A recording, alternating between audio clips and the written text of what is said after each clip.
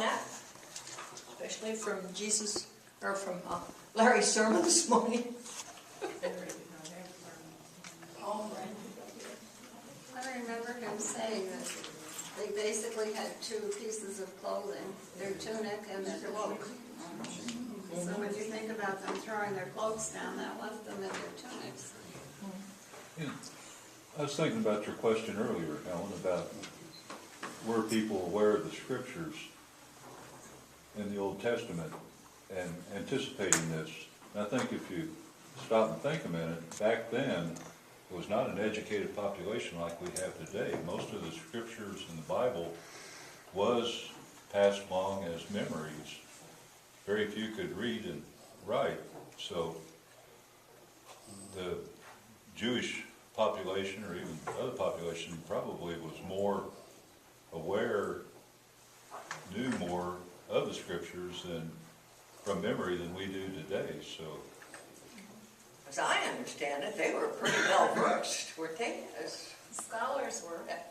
The scholars were, but weren't the people who attended, weren't they constantly going to the temple or somewhere and reading the scriptures? I'm just going back to the lesson last Sunday. It said that when Jude was teaching in the church, he referred to documents from the Jewish religion, and it was though they already knew this. So I think it's that information must have been with them from childhood on, I would think. And then going back to this other, when they're spreading cloaks on the road and branches, to me that's a sign of deference to God, you know, and it makes me think, why were they so deferential to Jesus and yet within a few days turned on him? You know, it just amazes me. I think that's true. The interpretations that I have here about the cloaks and the coats not only served as a riding blanket, but also must have given a festive or a parade look.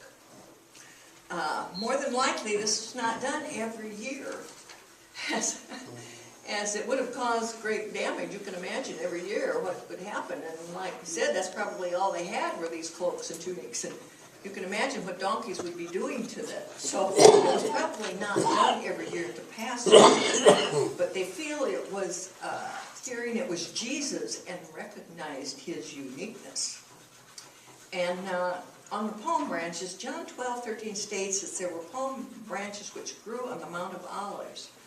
Apparently they were a sign of victory or triumph. That comes from Revelation 7:9.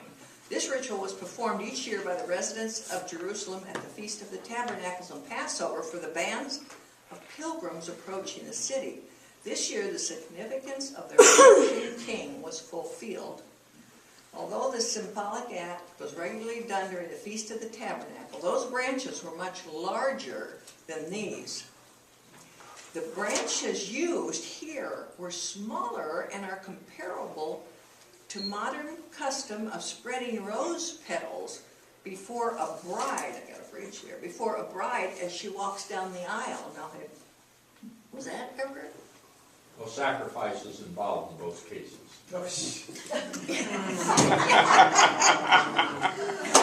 Oh. That's not in this lesson. We had a reading this past week on the paradoxes of the Bible. And I think if you think about the fact that it is so different from what was to come, amazing. Well, Jesus early on said that I have come to fulfill the scriptures, not replace them. It's called a sign. Right. And this was a fulfillment. Zechariah 9, you know, 9.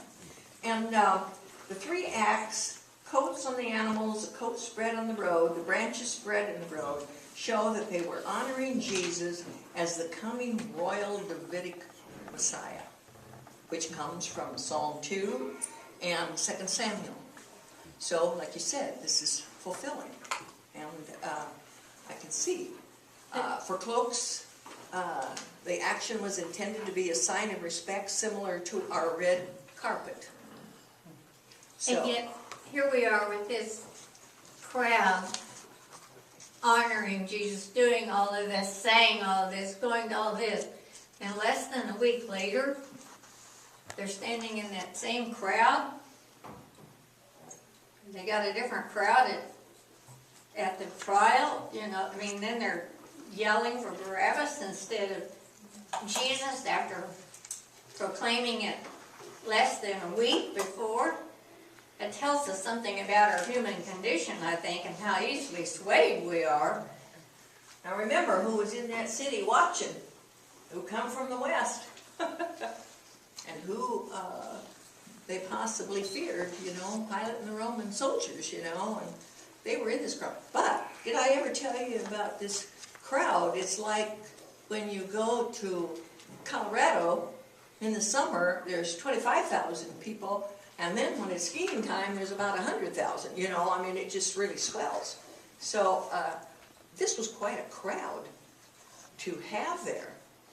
And so there were many that were probably still following Jesus. Well, in the movie, you could remember that they were following Jesus, but there were some who, I guess, were afraid. And it's the ones they were watching over. Well, Jesus' worst enemies were the Jewish rabbis, the hierarchy of the Jewish faith.